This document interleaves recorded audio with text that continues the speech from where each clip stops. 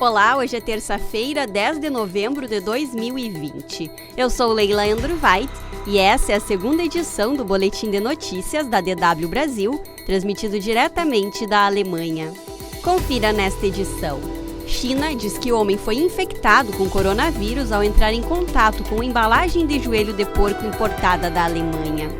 Lockdown é eleita a palavra do ano pelo dicionário Collins. Procurador-Geral dos Estados Unidos autoriza a investigação sobre fraude eleitoral. As autoridades de Xangai, na China, revelaram ter descoberto uma infecção por coronavírus em um homem de 51 anos, funcionário de um frigorífico que realizou transportes de carga para o aeroporto de Pudong. O vírus teria vindo em um carregamento de joelhos de porco congelados importados da Alemanha. O coronavírus também foi detectado em uma amostra da embalagem coletada em outra província, segundo as autoridades.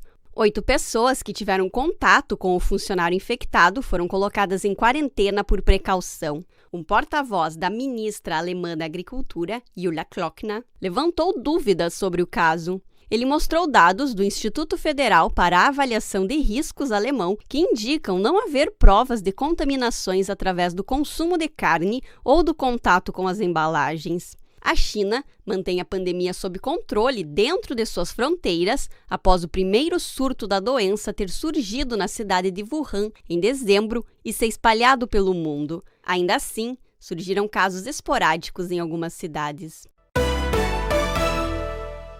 A Comissão Europeia concluiu as negociações com a alemã BioNTech e a americana Pfizer para garantir para o bloco doses de sua vacina experimental contra o coronavírus. As duas empresas farmacêuticas esperam disponibilizar até 50 milhões de doses ainda neste ano.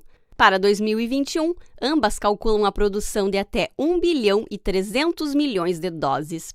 Na segunda-feira, as duas empresas anunciaram que a vacina oferecia mais de 90% de proteção contra a Covid-19. No entanto, a vacina ainda não foi oficialmente aprovada.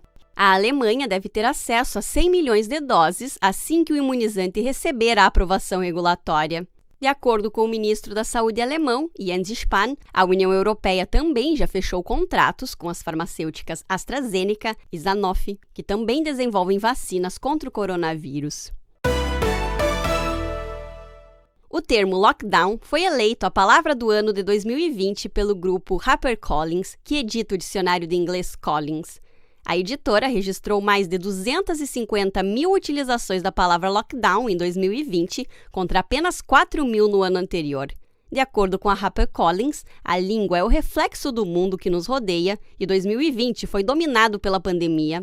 Segundo a empresa, lockdown resume a experiência partilhada por bilhões de pessoas que tiveram de restringir a sua vida cotidiana para tentar conter o coronavírus. Embora o termo seja em inglês, ele passou a ser utilizado em vários idiomas.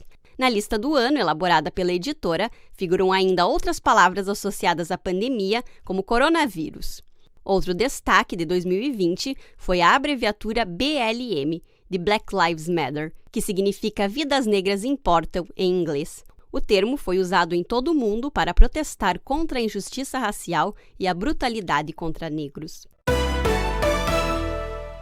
O Procurador-Geral dos Estados Unidos, William Barr, autorizou os promotores federais a analisarem alegações substanciais de fraude nas eleições presidenciais americanas. As projeções da imprensa americana apontam clara vitória do democrata Joe Biden. A decisão reforça os temores de que o presidente Donald Trump use o Departamento de Justiça para tentar impugnar o resultado eleitoral. Trump se recusa a reconhecer a derrota nas urnas e vem alegando fraude na votação. Até o momento, não há nenhum indício de irregularidades e Trump não apresentou nenhuma prova. Os procuradores poderão investigar a contagem das cédulas de voto. Isso normalmente não é permitido até o vencedor das eleições ser reconhecido formalmente como o próximo presidente dos Estados Unidos. A campanha republicana entrou com vários processos na justiça contestando o resultado das eleições. Os juízes rejeitaram as ações no Michigan e na Geórgia, e especialistas avaliam que as demais tentativas têm poucas chances de mudar o resultado do pleito. Os estados têm até 8 de dezembro para resolver as disputas eleitorais, incluindo as recontagens e contestações judiciais. Mais notícias você confere no nosso site. Acesse dw.com/Brasil.